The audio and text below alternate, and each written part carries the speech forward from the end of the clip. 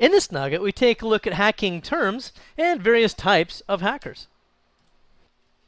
Let's take a look at some hacking terms. These are in no particular order, but they just happen to be terms that you will need to know about for you test takers. And again, for anybody else, these are just kind of common terms that are out there in the security industry. So let's go ahead and take a look at what we've got here. The first one there would be hacking. Now, this is simply forcing a system to do something different than what the designer intended. Okay, and that could really apply to anything. My brother-in-law used to dismantle radios when he was a kid and try to get them to do with other things. I don't know what he was trying to get them to do, communicate with space aliens or something like that. It turns out that he usually just took them apart and never could put them back together. Never could put that back together again.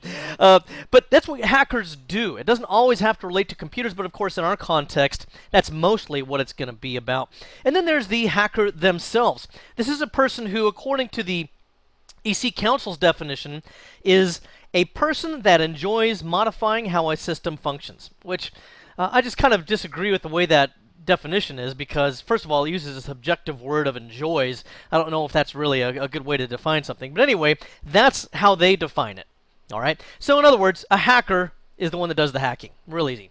Now, there's a few different kinds of hackers that we should be aware of here as well. One of those would be a black hat hacker. This is going to be, if you want to call him that, the evil hacker who is trying to illegally enter someone's systems or steal something, or maybe they're just hacking to see if they can do it, but it could still be illegal, or it could invade someone's privacy, all those sorts of things. So I think you understand what that one's about.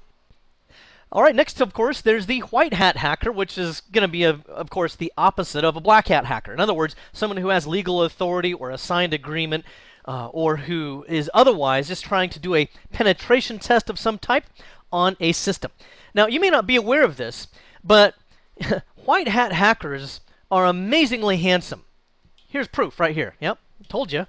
Okay, so these white hat hackers are amazingly handsome, and look at that face. It's just a trustworthy, honest face. That's proof alone, plus the fact that I'm wearing a hat there, that I am a white hat hacker. I would never harm a fly.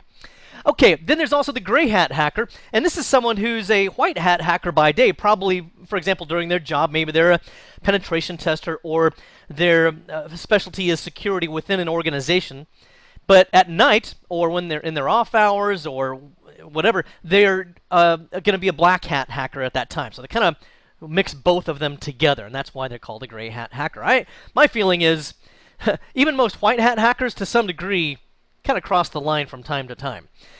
There's also different types of tests that take place. One is the black box test. This means that you have no prior knowledge of the system you're trying to penetration test.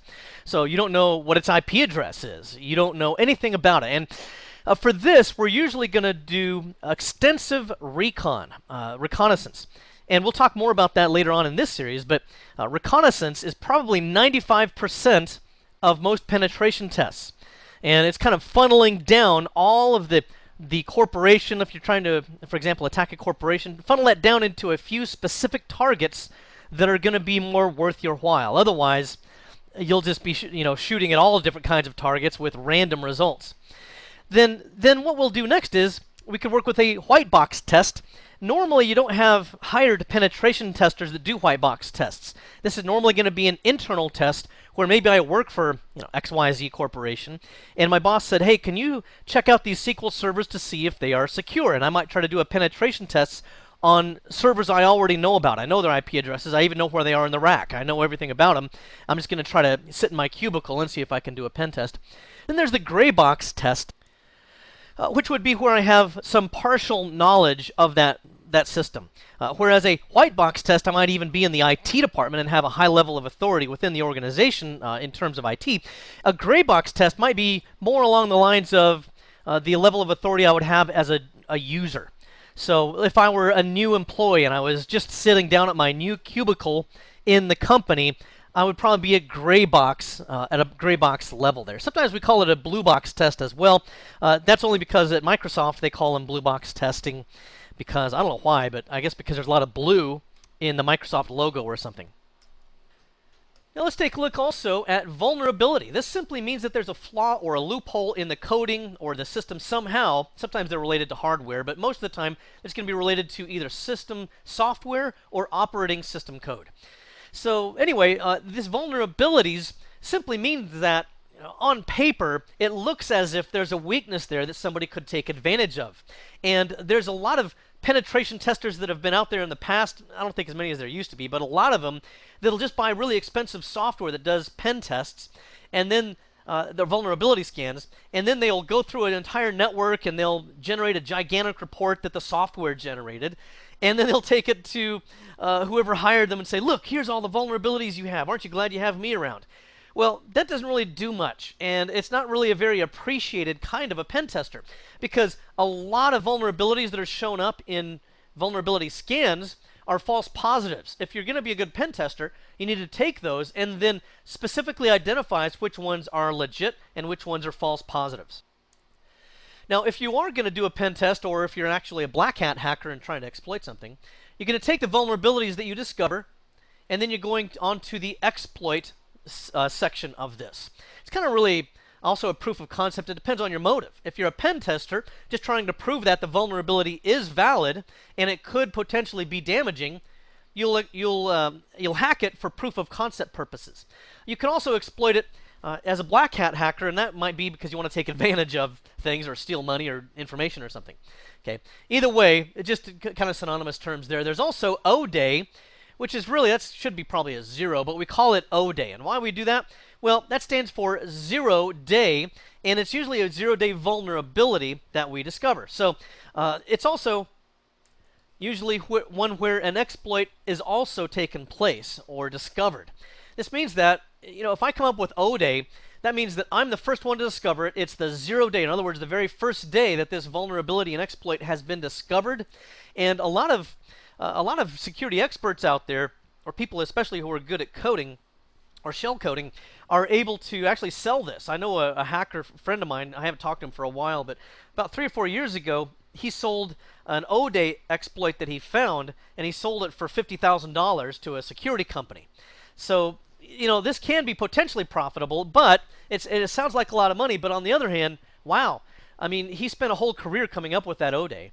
So if you spread that out over several years, not really that profitable. Nevertheless, I wouldn't turn down the money. Okay, so that's what O-Day is here.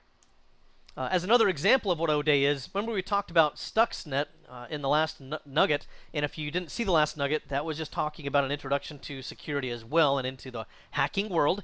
And Stuxnet, for those of you that weren't there, is simply a piece of code that was released to Iranian nuclear facilities to affect the centrifuges to make them work improperly.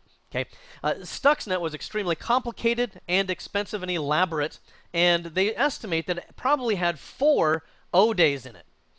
There's also vulnerability scans. I kind of already talked about that. As a pen tester, you will do vulnerability scans. I don't want to say that it's only for script kiddies or something like that. And a script kiddie, by the way, is an insult for a hacker, meaning somebody that can't really hack on their own. They have to rely on other people's software and coding and scripts and things. Anyway, a vulnerability scanner might be something like Nessus, for example. A very, very good product which will scan one or more systems and identify any vulnerabilities that it has. Again, you have to weed out the false positives. And then the penetration test that we talked about here is where we want to, as an ethical hacker, determine whether or not vulnerabilities actually do exist, and if so, if they can be exploited. And then we will attempt to do everything that a hacker would do, usually up to the point of actually doing damage. Oops, let me spell that better. Damage. Okay? We don't want to do actual damage. What we'll normally do is take ownership of it, prove, show that we're now, I don't know, a member of the administrators group on a Windows machine, for example, and then maybe take a screenshot of that, and then we'll include that in our report as penetration testers. We wouldn't then delete the database. Something like that. You might be the last time you ever get hired if you're going to be a legit penetration tester. Also, as a penetration tester, another thing we'll do is set up a scope of the project. So this could be a range of IP addresses. It might be only a narrow scope of servers that they want to see if they're secure or not. It might be the entire network. You need to also sometimes expand the scope, and this is all in written agreements. You also need to expand the scope potentially, so you need to make it amendable sometimes, because they might have a narrow range of systems that they want you to hack into, but as you've done your scanning of them and your reconnaissance, you might have found that one or more of those servers is attached to some other server outside of your scope that could be vulnerable and could still potentially represent an attractive target to a black hat hacker. And so you'll still want to potentially expand that. You don't always get permission to, but at least state up front that if we find other targets that might be interesting, we'd like to at least be able to discuss that. Again, these are all written, okay? All written agreements. So, and you'll want to have those legally signed, and so that you don't get yourself in some trouble. Part of the scope also is going to involve not only the number of computers, I'll put that out to the side here, computers or systems, because it's kind of a generic term there, and networks, okay? But it also is a scope of the definition of the time. So it might be 3 days, it might be 1 month, it could be whatever the length of time is that you agree on. It seems like because of economic reasons, a lot of organizations are opting for shorter and shorter periods of time that they will allow you to do the pen test, which is a little bit unfortunate because it's not realistic, because black hat hackers are very patient. They might be stalking an organization for weeks or months or even years, trying to look for a vulnerability and to exploit it. But anyway, at least we do the best with whatever time they give us. And usually, most penetration testing companies will charge more or charge by the day, and that's why they want to try to shorten that up. And again, like I said before, make it a written agreement. Now, there are certain different kinds of threats in terms of the people that you might potentially deal with. And these would be folks that are inside the company, outside the company, or some combination thereof. Let's start here with an insider threat of a pure insider. And this would be somebody that has authorized physical access. They have a key card that gets them into the building. They have a cubicle. They're an employee, something like that.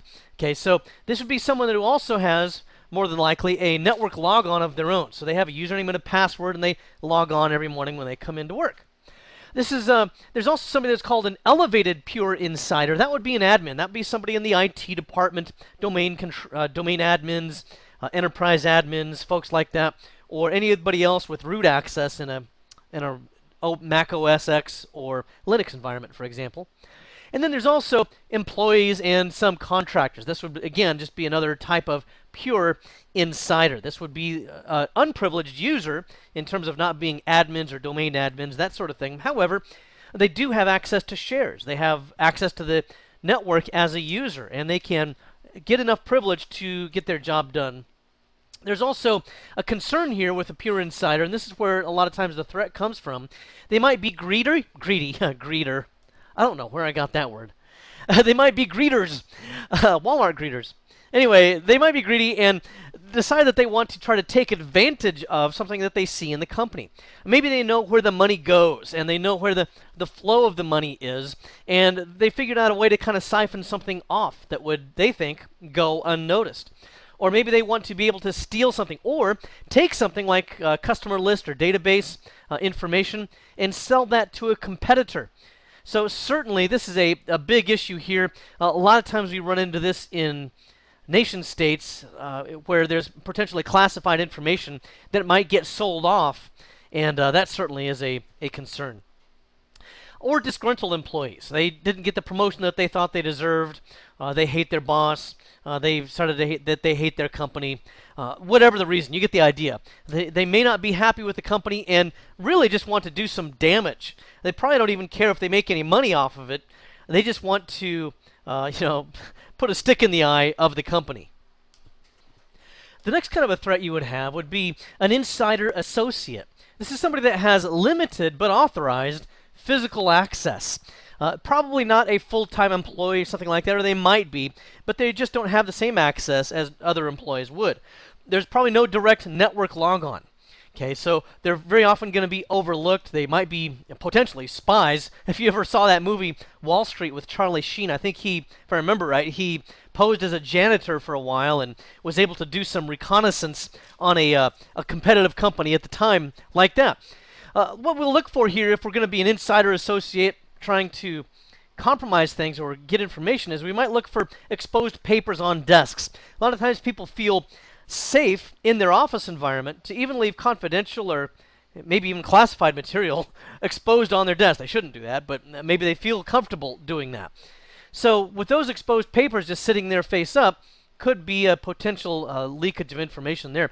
There might be logged on systems. A lot of systems nowadays, especially in more secure locations, require you to take some kind of a token with you so that when you unplug that token because it's with you, then it automatically locks your system. There's even RFID tags that are within, for example, a card or your access card that you might hang around your neck on your lanyard that would identify when you're close to the system, and then when you walk away from it, it automatically logs you off. But barring that sort of thing, a lot of people also just leave their systems logged on. They go to lunch, system's still logged on, their email's open, all of their documents are open, and all of that. There's also secure areas that are still going to need some kind of services. And when I talk about an insider associate with limited authorized physical access, I'm talking about folks like maintenance people. This is a good example of somebody that would have pretty much the same physical access as other full-time employees, but they don't have a direct log on like I mentioned earlier, but they can get around. They can still see some of these threats that we had here. Janitorial, even guards. Those are all kinds of people that might not be the typical office employee, but could still possess some kind of a threat. You may also have an insider affiliate. Now, this is somebody who is not an employee themselves or a contractor, but they do have a connection to somebody who is in the office, a connection to an employee usually. This could be a client, for example. This could be somebody who's just trying to look into your products, for example, and see if they want to buy them. And so they can get into the building because they're meeting you in your conference room or something like this, for example. It might be a spouse who's just coming by the office to drop lunch off for you. Okay? It could be a GF, a girlfriend. It could be a boyfriend. It could be a best friend forever. It could be any of those other acronyms that end in F. But it's just somebody who can come and visit you, who would not be shocking to see them. Oh, that's so-and-so's best friend. Oh, that's so-and-so's husband. That's so-and-so's wife. And would not be unusual to see you there. This is a person who just has visitor access. Sometimes they're going to be someone that when they go in to the office, depending on how big the organization is and how important security is, they may have to physically sign in or show ID, and they may also have to get a visitor badge of some type. Now, to make that worse, they may get a loaned badge or a PIN number. For example, maybe there's a married couple where he's already gone home and he calls his wife, who also works in the area of his office, and he says, "Oh, you know what? I left my laptop on my desk. Can you go in and get it for me? Here's the PIN to get into the door." Or you might say, "You know, I don't really feel like going into work today, but I've got stuff that I need there. I'm going to loan you my badge. Can you swipe it at the access card reader at the door and go into my office and get my papers," or something like this. So that's another kind of a threat that you have to be careful of. Normally, with the security policies that you come up with, that most employees would sign, they have to agree never to loan the badge, never to divulge their PIN, never to give out their username and passwords, those sorts of things. And so that's going to be an important thing. And if they ever are found giving those things out or sharing those, they can either be severely reprimanded or in many cases just fired outright. There's also the issue with a borrowed company laptop. When I used to work for a company that issued me a laptop, and my kids, you know, I never bought them a computer for a long time. I guess I'm a horrible father. But anyway, I didn't give them a computer for a long time. And they said, "Dad, can I just borrow your laptop so I can do my schoolwork?" And I said, "No. When I was in school, I had to use an old IBM Selectric typewriter. It was good enough for me. It's good enough for you." No, I wasn't quite that mean. But at least we had a family PC that they could use. They always wanted to borrow my laptop, though, so they could go upstairs in the loft or a more comfortable area and work on it there.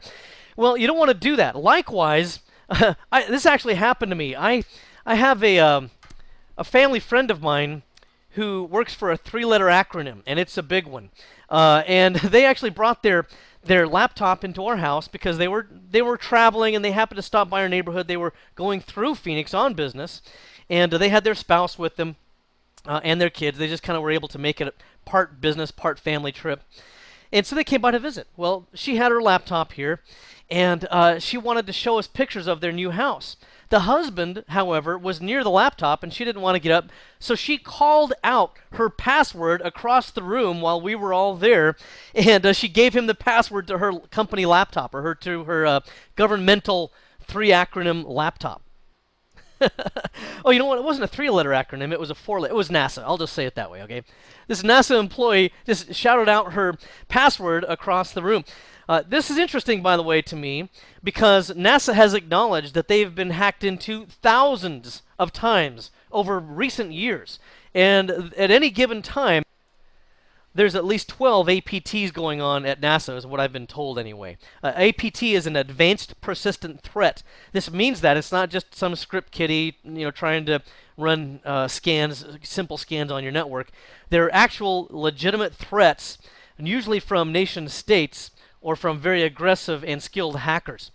Anyway, this could put somebody in trouble. So, for example, if someone were to find out that someone shared a password or loaned a badge or that sort of thing, as I mentioned earlier, they could actually get fired. And this could actually be social engineers. That new girlfriend that's seems to be so fond of Chet there in the IT department. Well, Chet's never had a girlfriend, and now all of a sudden he's got this really hot girlfriend. Where in the world did that come from? This could actually be a social engineering experiment. That, or maybe he actually wears Axe. Maybe that stuff works after all. I don't know. Note to self, go out and buy Axe. Oh, and by the way, I didn't mention really what social engineering is. This is where you use your social skills to gain information or access. We'll talk more about that as we go along. Other types of hackers that we have here are the previous 3 that we already discussed: black hat, white hat, and gray hat. But they also have some cinnamons over here. Cinnamon. They're delicious hackers. They're cinnamon flavored. I don't know. Synonyms. That's it. Anyway, they're also known as crackers for the black hat, or malicious hackers. For white hat, they're also known as ethical hackers or pen testers. And then, of course, we already talked about gray hat as well. And then there's also hacktivists. Now, what is a hacktivist or hacktivism? This is somebody or a group of hackers that will hack into a target because they are usually politically on the other side of an issue, or they disagree strongly with the position of this organization. And so what they'll often do is they'll hack into it, and then they will do something like put up a web page in place of their actual web page that mocks their position, or something like this, or they'll vandalize that website. So hacktivists will very often do that sort of thing. There was a similar thing that happened a few years ago here in Arizona. We have a lot of controversial bills that come up. A lot of them deal with illegal immigration. And although I'm not about to touch that hot button topic, what I will point out is that there are some hacktivists that disagreed with some things that Arizona was doing, and so they hacked into the Department of Public Safety, which is actually our State Highway Patrol, is what we call our the DPS. Anyway, so they hacked into the cops' computer network here, and they were able to do this quite easily because a lot of the police officers had passwords that were very simple, like secret, I think was one of them, password was another one, or they'd have a simple password followed by the numbers 123 or ABC 123. You get the idea. A lot of those really simple passwords were in use there. DPS says that they've cracked down on their password policy since that time. But they did get hacked into, and some embarrassing things were leaked out, and some personal information about individual police officers. And so this was actually a pretty serious hack. It wasn't just a vandalism. There's also the suicide hacker. This is somebody that doesn't even care if they get caught. They're so mad and upset or opposed to whatever that they are not even covering their tracks. They're not being careful about identifying themselves and so on. So they don't, for example, obfuscate their IP address or use side channels or anything like that. So they don't care if they get caught. There's the script kiddie, which is a term that's definitely an insult. This is a beginning hacker who's never really developed their skills any further, and they just continue to use other people's research and tools and code and everything, and they don't really get any level of expertise. This is very much an insult. There's a freak, which is a play on words. It comes from the word phone, as you can see here from the beginning of that. And this is somebody normally who will break into or compromise or take advantage of or use for their own purposes phone systems. This is something that Kevin Mitnick was originally way back when. He was a phone freak where he would get, I don't know, free long distance, and he would be able to get inside information on a lot of these phone companies and so on. And then there's a red team. Let's talk about what that is. The red team is composed of more than one person, obviously. That's why it's called a team. But it varies in size, depending on the size of the project and the kind of technology you're trying to go after. Normally, there's going to be a red team leader. Okay, red team leader. They very often will be the spokesman for the organization. For the red team, they will possibly sign the legal documents that give them the permission to do the pen test. They will often do the report at the end. A lot of times, a red team leader must be a decent public speaker and be able to communicate technical information and jargon in a non-technical way, because a lot of times the people that are writing the check to you have some familiarity with technology, but they're not as technical as you are. And so you have to be able to put it into terms that they can understand. Very often, by the way, a pen test report will have a 1 or a 2 page summary that just a lot of the executives can read the 1 or 2 page summary and get an idea for what the weaknesses are and what was done in the pen test. And then there's also a more technical summary or technical detailed analysis of what went on. And that's usually more for the IT department types of folks. But anyway, there's a red team leader. You might also have somebody else here that's an expert in SQL. Maybe they're adept at doing SQL injection, which is where you can get a SQL database to dump out information that it wouldn't have dumped out otherwise, that could potentially expose something. You might have somebody else over here that's adept at writing code, specifically maybe for developing malware or spyware or something like that.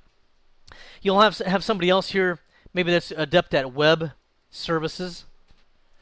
Usually you got somebody else that's really good at networking or, Cisco types of stuff, Juniper, all that kind of stuff. So people that are adept at specific areas of discipline within IT, and more in particular, adept at hacking those particular technologies. In this nugget, we took a look at hacking terms and various types of hackers. I hope this has been informative for you, and I'd like to thank you for viewing. Can anybody out there hear me? Hear me?